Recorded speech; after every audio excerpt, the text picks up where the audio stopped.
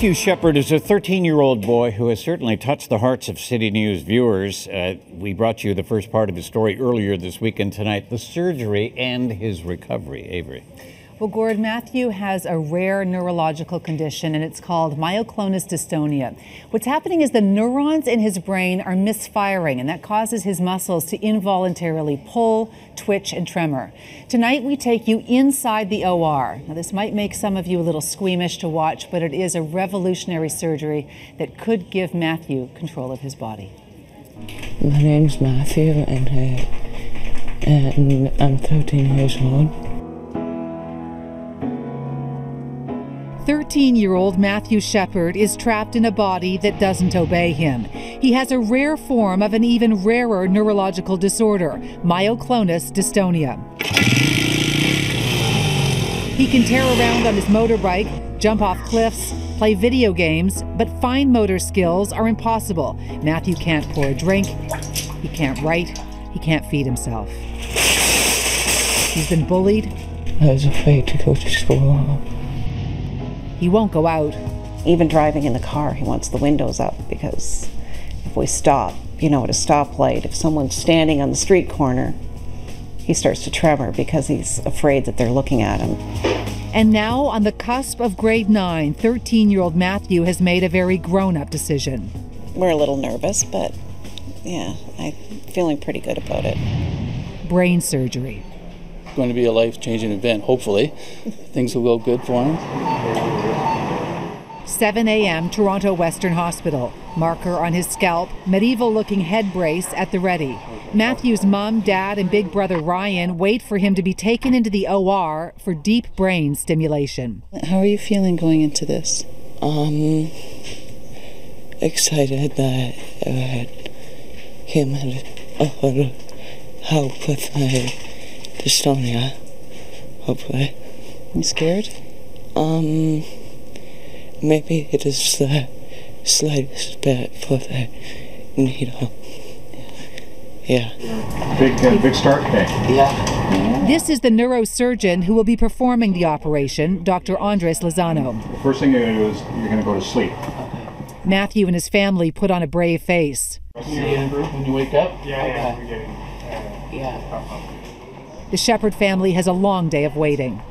Meanwhile, in OR number 7, the team is preparing for the 6-hour surgery. Because this disorder is so rare, and there's only been 2 or 3 people in the world probably that have had an operation for this particular kind of dystonia, it's very difficult to predict how he'll do. The team is ready. Ready?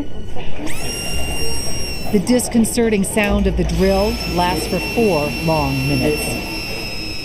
These holes are about the size of a nickel in diameter. 2 wires are fed into Mathew's brain. We've penetrated the brain, and we're going to now travel through the brain to find the right target. Finding the area where neurons are misfiring and electrodes are left there. Pull this one out. Dr. Lozano runs a wire down to a pacemaker that he implants in Mathew's chest. How realistic is it that the dystonia, the manifestation of the dystonia, will disappear with this surgery? I think disappear is probably too optimistic, but we hope to control them, to improve the severity and the duration of the dystonia. You know what he wants to do most? What's that? Is to be able to pour himself a glass of water. Right. So we hope that he can do that after all of this is done. That would be a very good result. 6 hours of surgery is now complete. Mathew recovers in the ICU. They said, you probably won't be very hungry when he wakes up. And I said, well, knowing him, I think he'll be hungry. And now, 6 days after undergoing brain surgery, still wearing his hospital ID bracelet, the marker still on his forehead, his hair shorn, and close to 40 staples in his scalp. I feel like I need to reintroduce you. Yeah. Because there's no shaking. Yeah. There's hardly any tremoring. No. What happened to the dystonia? They fixed it. I'm glad that it helped. Yeah. A lot. Yeah. It's amazing. Yeah, it is. 6 days ago, this was Mathew. today. 6 days ago, Mathew dreamed of being able to feed himself. And now, the once unthinkable, he can. It seems amazing, incredible, beyond anyone's expectations to look at Mathew now, almost devoid of the dystonia. And yet the reality is the symptoms will come back. Yeah, it's just because he has some swelling in the brain from the operation where they attached the electrodes. Probably after about 4 weeks, the dystonia will come back. And so this remarkable recovery may be short-lived. Mathew won't know the long-term effects until next month, after electricity is jolted through his pacemaker and into his brain. It's like fine-tuning a radio station, for example, until they can get rid of the tremors. Hopefully he'll be a new man.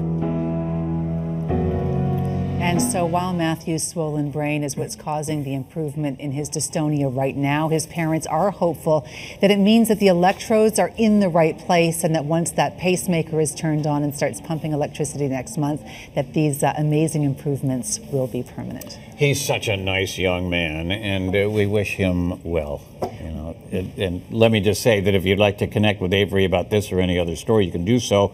The address on Twitter is @CityAvery, and you've got some of the raw footage for us too. We do have some of the raw footage of in the operating room because it's so amazing, and this Dr. Lozano is so incredible at being able to break down just what that surgery is about. It really is fascinating and interesting. I got to say, I was really fascinated being in there. I want to tell you because so many people reached out to me after this story aired on Tuesday, concerned about bullying that Mathew had faced. It's for people who didn't see part one. He was bullied quite severely because of his condition, and this has outraged a lot of people, we included. And so he's starting grade 9 next month. He's got one really good friend named Tarek, who they were going to be separated next month because Tarek is not in the right school district to be at the school with Mathew. So Mathew is feeling increasingly upset about the fact of going to grade 9. After our story aired, his grandmother, Tarek's grandmother, called the school, and they've decided to make an exception. And Tarek and Mathew are going to school in September together. It's an awesome, I think as amazing as the outcome of the surgery is the fact that his best buddy is going to be with him at school. He'll have his buddy with him. That's great. I'm sure that's going to mean a lot to him. Yeah. All right. Again, if you'd like to reach Avery about this or any other segment in the Inside Story, you can do so. The address on Twitter is @CityAvery, and you can see all of the episodes on our website, citynews.ca.